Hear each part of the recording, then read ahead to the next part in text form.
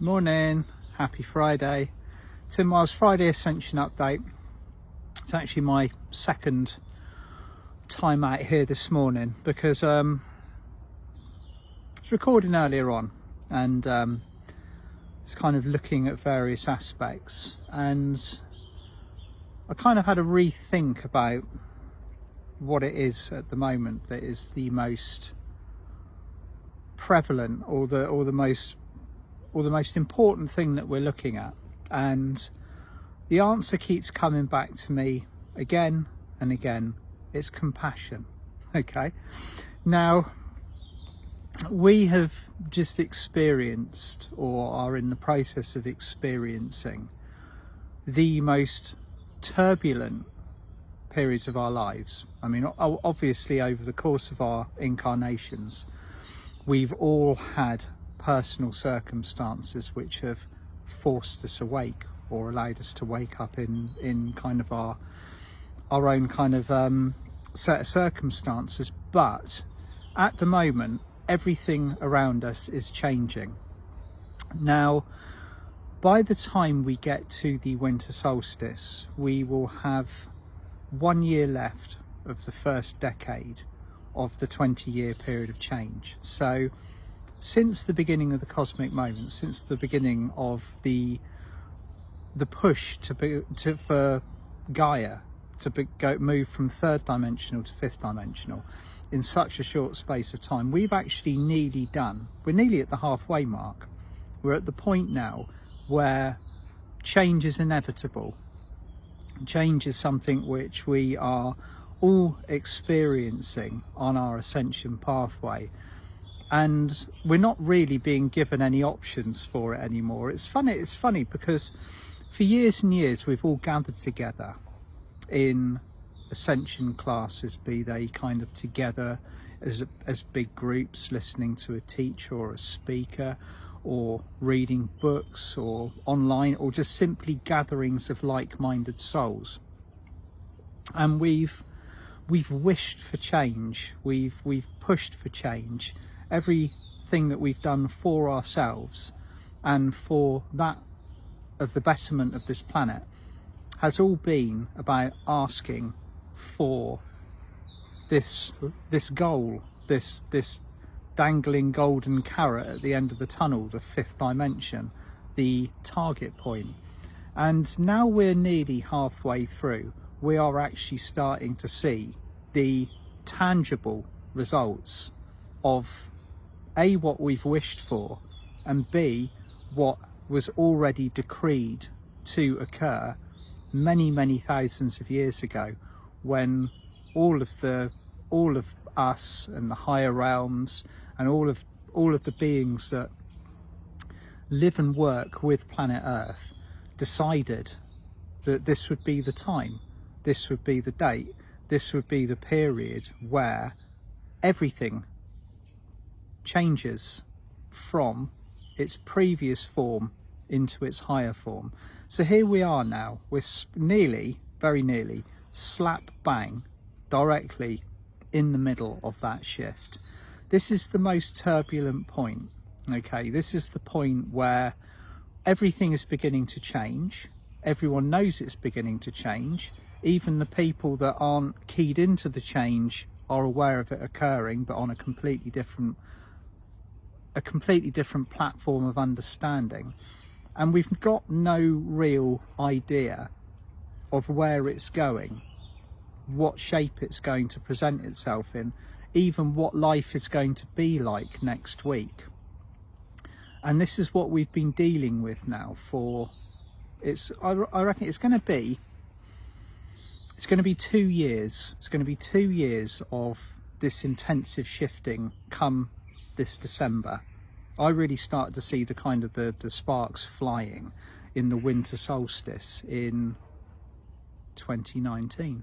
Yeah, it's 2019, the winter solstice in 2019, and that marked the changes, the gateway opening for what we are experiencing at the moment. Now, one of the first things that occurred is that there was a consciousness division on this planet. As soon as the changes hit, it's almost like the the various levels of where people are, how much of the veil still exists over the eyes, how awake they are. All of this has become increasingly visible. It's become an everyday occurrence for us to be sharing space with people that are simply not seeing reality as we do. A lot of this is due to the ongoing and very intensive disconnection of the Alta Major Chakra. Now, the Alta Major Chakra, for those of you that heard me talk about it before, exists at the back of the neck, and it's began its clearance in January 2020, and this is when all of us began to unhook from the matrix. So that connection at the back of the neck, where it detaches, and once you've detached, it's almost like the fabric of your reality begins to change. Things that weren't visible previously start to become visible. But a lot of people are still hooked in at the moment, and this is what a lot of the ongoing work from the Seraphim is about. This is what a lot of the ongoing work from the Intergalactic Council is focusing on. What we are focusing on is providing an environment that will disconnect people from the matrix in time for them to make the choices that they have actually agreed to make on a soul level. But all around we have this division. We have division in our own camps. We have division of opinions, division of how things should be done.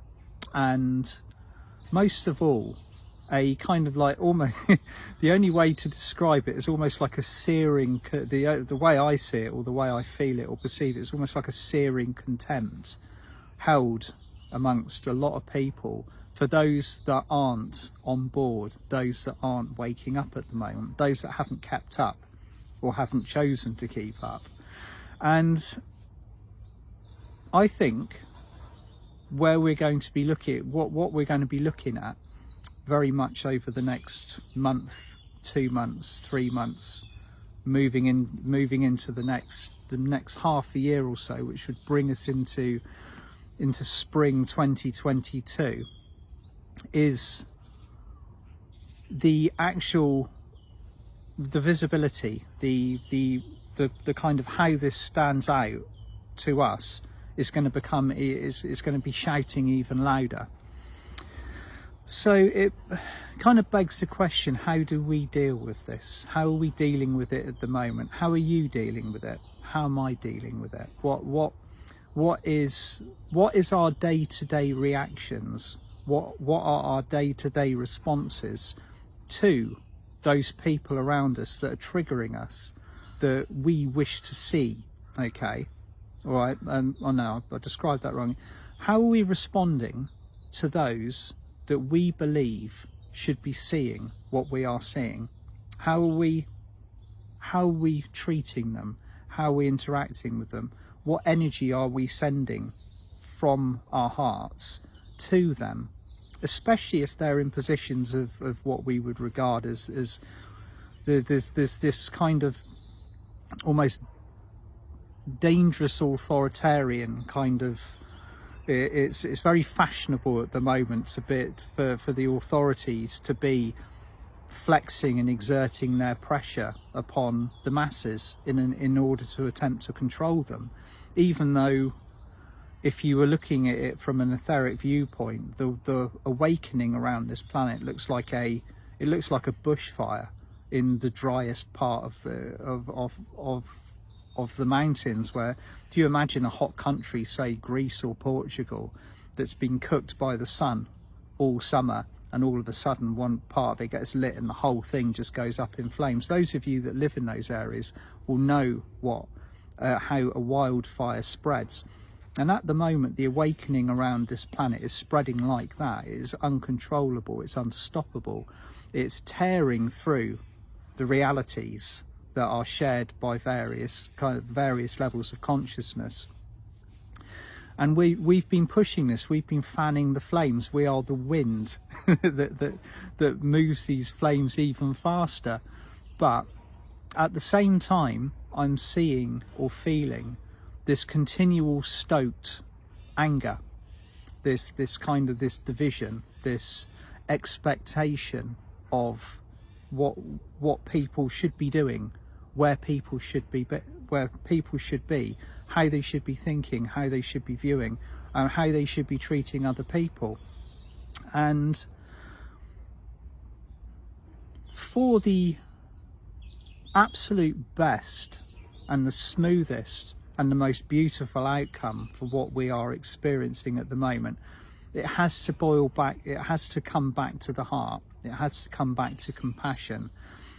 Diana Cooper and I were talking yesterday, and we were talking about several chapters of the first book that we wrote together, The Archangel Guide to Ascension. And one of the chapters later on in the book was the path of loving kindness, which is an ascension pathway. It simply is it's an ascension pathway, or one of many ascension pathways that embodies an angelic view. Okay, it's obviously you have to be very disciplined to do this. It's very challenging. Once you've embodied this pathway, everything comes up to challenge that heart-centeredness that you strive for. And I think many of us can relate to that at the moment.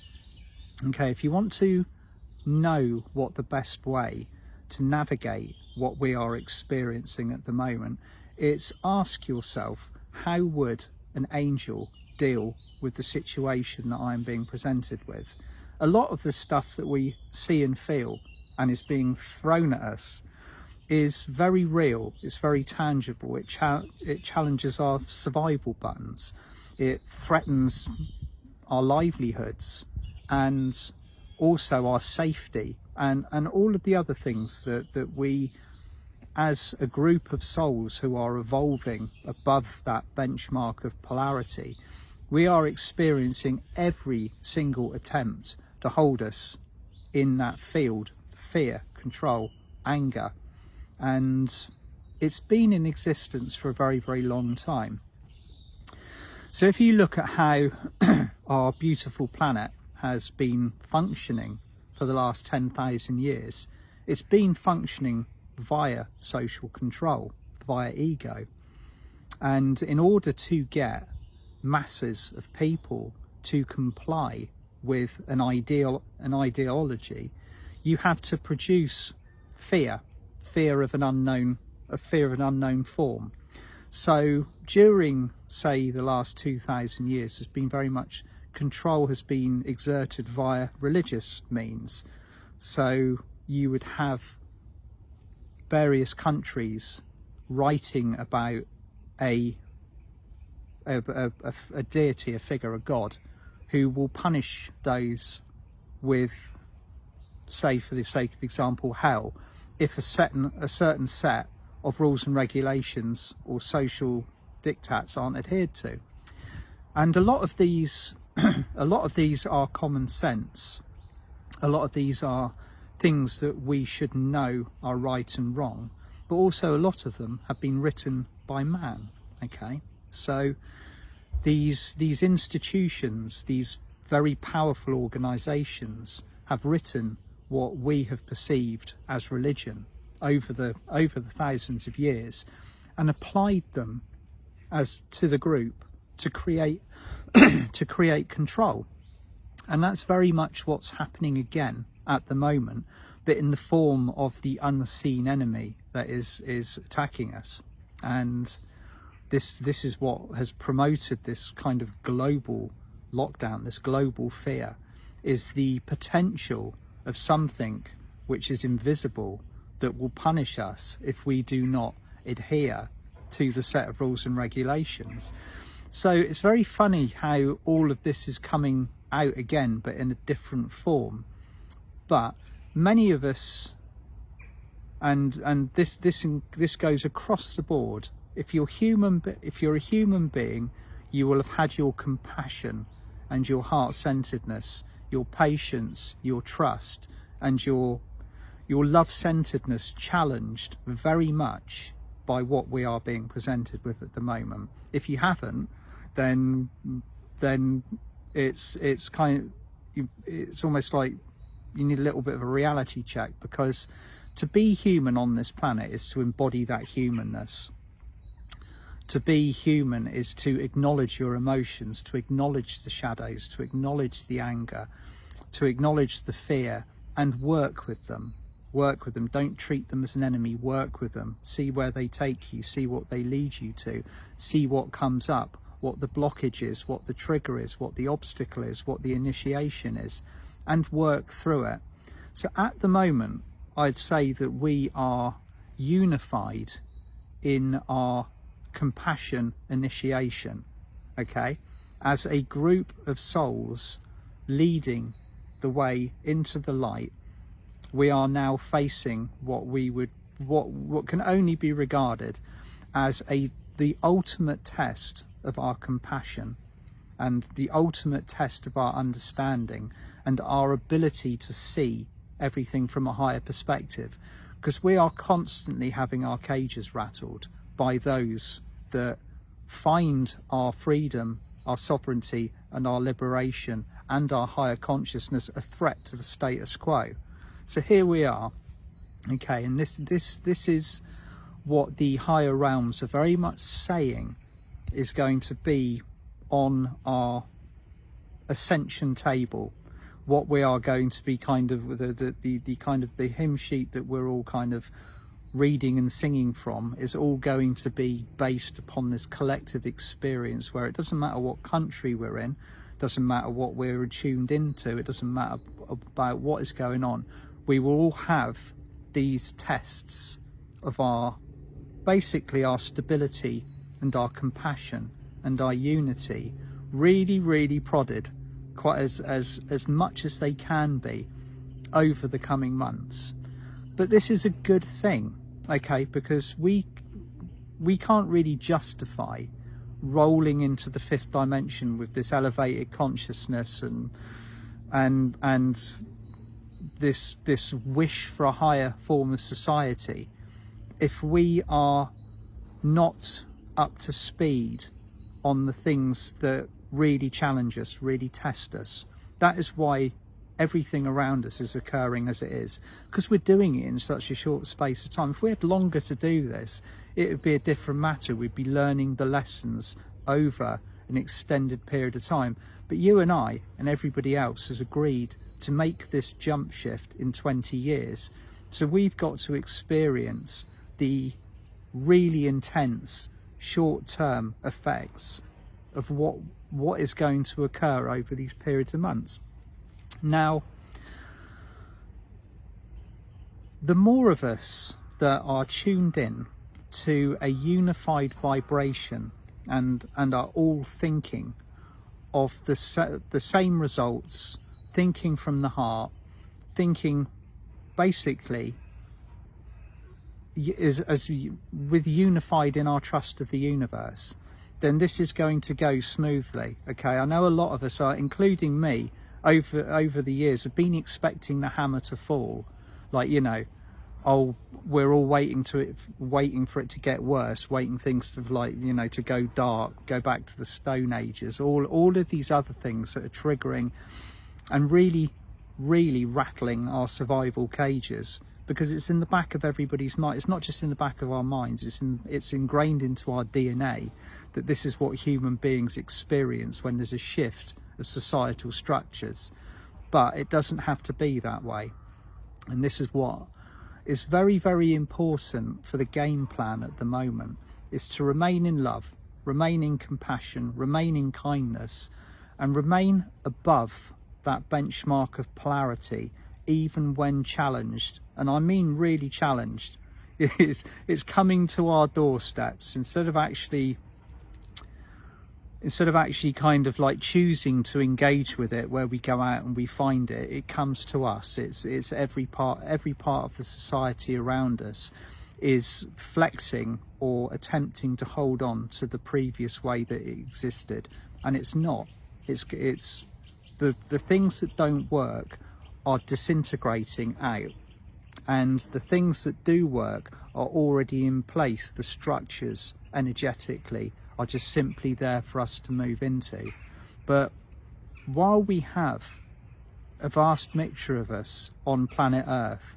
We've got those that are plugged in and those that aren't.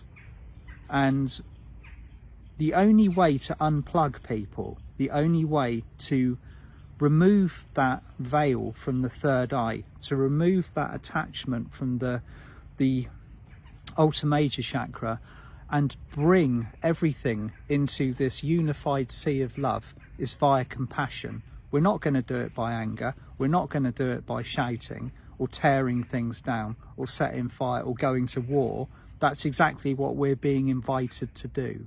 It's an act of compassion to understand where people are at the moment, where, you know, the person next to you in the coffee shop, the one who is automatically challenging you for your right, for your sovereignty, or it could be in a bank, it could be in a shop, it could be online, it could be a member of your family.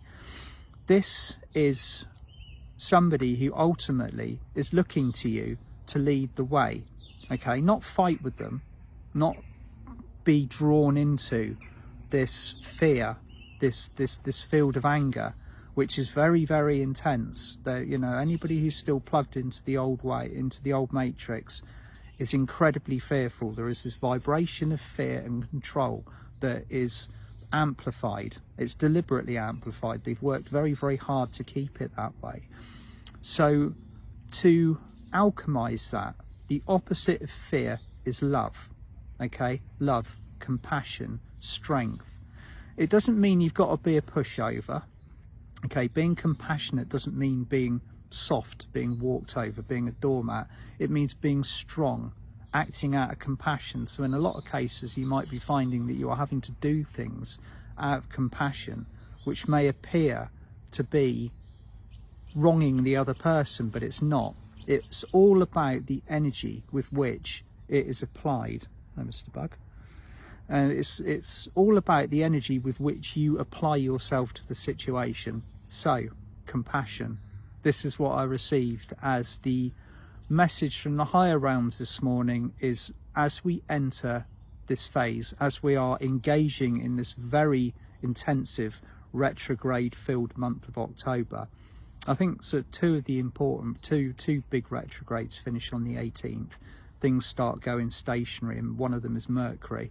I believe, although I'll probably be corrected immediately if I'm wrong in the comments, is Pluto.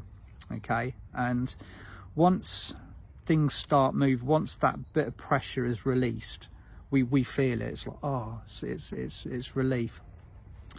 But you know, as with Mercury retrogrades, there are obviously the physical things that go wrong, like computers don't work, cars don't start, stuff doesn't upload to Facebook, or Facebook crashes. You know, that was a good one. It's there's so many various theories on why that happened the other day, and immediately sort of like you take away the biggest source of contact, communication and social media on the planet. Everybody's got a theory or a version of a reality of events of why it occurred. You know, some people believe that but it doesn't matter what people believe. At the end of the day, whatever happens over the next few months will happen, okay? But setting the vibration for it to happen in is what we are aiming to do, creating that field of unified compassion and love in order for these changes and these events to occur, and they will only transform and alchemize into love if that is what we are willing collectively for it to do. So I hope that makes sense. And talking of balance, on Sunday I will be running the 1010 portal event. I don't usually do events on Sunday, but because it is the 10th of the 10th, I'll be working to balance the planetary scales with the assistance of some master builders in the higher realms, and yeah, got some interesting stuff coming through for that. So hope you've all had a beautiful week, and wishing you all the most beautiful weekend. See you there on Sunday if you're coming along. If not, I'll be back on Monday with a walking meditation. Loads of love. Bye for now.